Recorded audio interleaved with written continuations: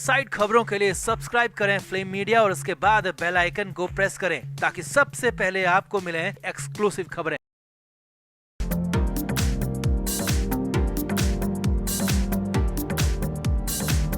अरविंद केजरीवाल की गिरफ्तारी को लेकर दिल्ली में बवाल मचा हुआ है। रामलीला मैदान में इंडिया गठबंधन के छोटे बड़े सभी नेता केजरीवाल के लिए कंधे से कंधा मिलाकर खड़े नजर आए। शरद पवार और उद्धव ठाकरे भी महाराष्ट्र से दिल्ली पहुंचे और केजरीवाल के बहाने बीजेपी सरकार पर जमकर निशाना साधा। अब एक तरफ तो शरद पवार और उद्धव ठाकरे केजरीवाल के लिए दिल्ली पहुंचे, मगर दूसरी तरफ केजरीवाल के जख्मों पर नमक छिड़कने में भी कोई कसर नहीं छोड़ी और राघव चड्ढा की गैर मौजूदगी पर कई सवाल खड़े कर दिए। राघव चड्ढा की बीजेपी में जाने की बात तक कह दी और मजाक उड़ाते हुए ये भी कह दिया कि शादी के बाद से अब तक राघव चड्ढा का हनीमून खत्म ही नहीं हो रहा है। तो क्या केजरीवाल को सपोर्ट करना बहाना है? राघव चड्ढा पर क्यों उठाए जा रहे हैं सवाल और राघव चड्ढा है कहां? आपको बताते हैं सब। आप भी वीडियो को शेयर करें और अपनी राय कमेंट बॉक्स में जरूर दें।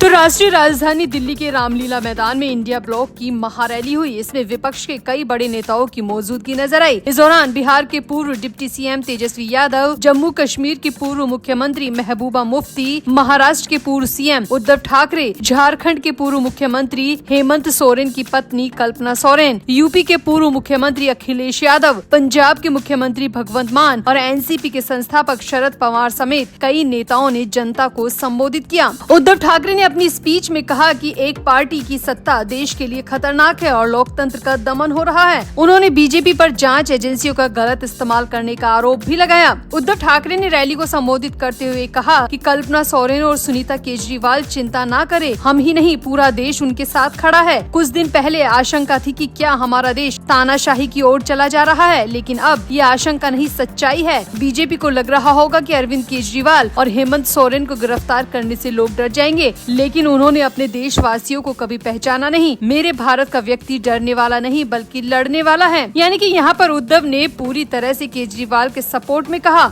लेकिन दूसरी तरफ उन्हीं उद्धव ठाकरे और शरद पवार की पार्टी ने केजरीवाल के जख्मों पर नमक छिड़कने में कोई कसर नहीं छोड़ी। दरअसल जहाँ एक तरफ तो उद्धव ठाकरे और शरद पवार दिल्ली में बीजेपी के खिलाफ बोल रहे थे, केजरीवाल के सपोर्ट में बोल रहे थे, वहीं दूसरी तरफ महाराष्ट्र में शरद पवार और उद्धव ठाकरे के करीबी नेता जितेंद्र आह्वान ने राघव चड्ढा को लेकर कई सवाल कर दिए। शरद पवार कैंप के नेता जितेंद्र आह्वान ने आप नेता और राज्यसभा सांसद राघव चड्ढा की गैर मौजूदगी पर सवाल उठा दिए और कहा कि राघव चड्ढा कहां है। पत्रकारों से बात करते हुए एनसीपी नेता ने राघव चड्ढा पर सवाल उठाने से पहले आतिशी जैसे अन्य आप नेताओं की सक्रिय राजनीति का भी जिक्र किया और कहा कि आतिशी जैसे लोग आगे आ रहे हैं, लेकिन राघव चड्ढा कहां छिपकर बैठे हैं। जितेंद्र आह्वान ने तंज कसते हुए कहा कि चड्ढा तो खुद को बुद्धिमान व्यक्ति कहते हैं, पार्टी के लिए खुद को मूल्यवान बताते हैं, लेकिन जब आज उनकी पार्टी संकट में है, आपके कार्यकर्ता बेहद दुख में है, केजरीवाल जेल में है, तो खुद कहां छिपकर बैठे हैं। जितेंद्र आह्वान ने कहा कि आपके सभी नेता दिख रहे हैं, आतिशी भी सक्रिय दिख रही है, केजरीवाल की पत्नी भी सक्रिय दिख रही है, लेकिन राघव चड्ढा तो कहीं नजर ही नहीं आ रहे। उनके बुद्धिमान होने का फायदा ही क्या जब वो पार्टी को मुसीबत में छोड़कर कहीं जाकर छिप गए हैं। जितेंद्र आह्वान ने आगे कहा कि वो दिन चले गए जब आप दूर रहकर लोगों से जुड़ नहीं सकते थे, दूरी का बहाना नहीं बना सकते और ये बहुत अजीब है कि वो दूर रहकर क्या अपनी पार्टी के लिए संदेश नहीं भेज सकते? क्या वो अपनी पार्टी के लिए, क्या अपनी दिल्ली की जनता के लिए वीडियो बनाकर जारी नहीं कर सकते?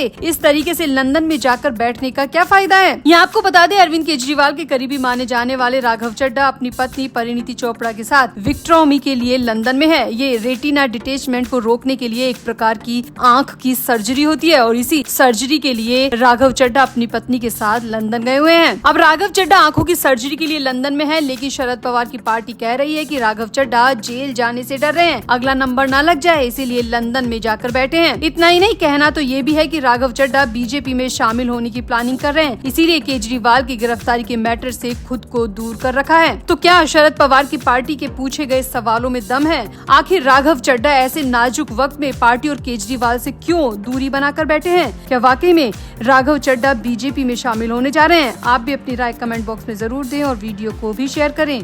तो उद्धव ठाकरे ने हाल ही में 17 लोकसभा सीट के लिए अपनी पार्टी के प्रत्याशियों के नामों का ऐलान किया था। उद्धव ने इन नामों के ऐलान के पहले कांग्रेस की नाराजगी मोल ली, शरद पवार का गुस्सा झेला, प्रकाश अंबेडकर का साथ खो दिया, मगर फिर भी उद्धव ठाकरे ने दम दिखाते हुए 17 सीटों के लिए अपने कैंडिडेट्स का ऐलान कर दिया और एक तरह का सिग्नल दे दिया कि वो लोकसभा चुनाव में अकेले ही मैदान में उतरेंगे। मगर उद्धव ठाकरे को उस वक्त बड़ा झटका लगा जब 17 में से 8 प्रत्याशियों ने यूबीटी के साथ चुनाव लड़ने से ही मना कर दिया। जी हाँ, ये बड़ी खबर मुंबई से आ रही है कि उद्धव ठाकरे की पार्टी के 8 लोकसभा कैंडिडेट्स ने चुनाव लड़ने से मना कर दिया है और नाम वापस लेने तक की बात भी सामने आ रही है। दरअसल मुंबई में खिचड़ी घोटाले की जांच कर रही ईडी की टीम ने हाल ही में उद्धव ठाकरे के एक लोकसभा प्रत्याशी अमोल कीर्तिकर को समन जारी किया है और 8 अप्रैल को पूछताछ के लिए ईडी दफ्तर बुलाया है। आरोप है कि अमोल कीर्तिकर भी 7 करोड़ के खिचड़ी घोटाले में शामिल थे और समन में साफ लिखा है कि अगर जांच में सहयोग नहीं किया या फिर स्कैम में किसी भी तरह की संलिप्तता पाई गई तो गिरफ्तारी भी हो सकती है।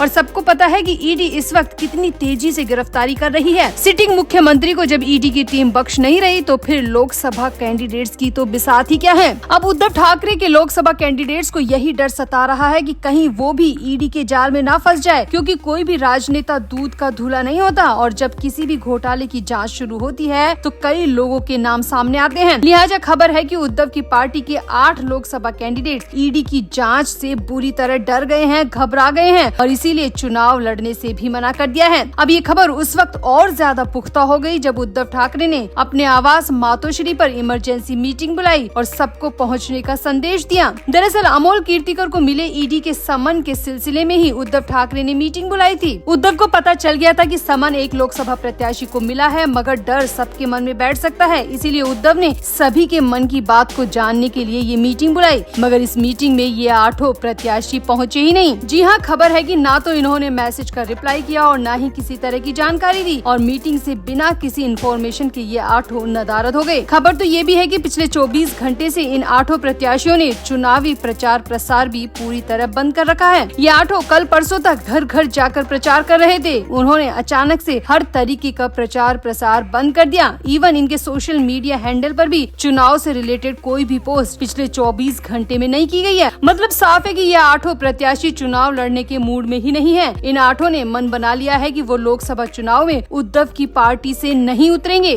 तो क्या उद्धव के कैंडिडेट्स को जेल जाने का डर सता रहा है? आखिर क्यों अचानक चुनाव न लड़ने का ऐलान कर दिया? चुनाव से ठीक पहले उद्धव के लिए ये कितना बड़ा झटका है और क्या अब उद्धव ठाकरे को मजबूरी में इन 8 सीटों पर नए उम्मीदवार का ऐलान करना पड़ेगा? आप भी अपनी राय कमेंट बॉक्स में जरूर दें और वीडियो को भी शेयर करें।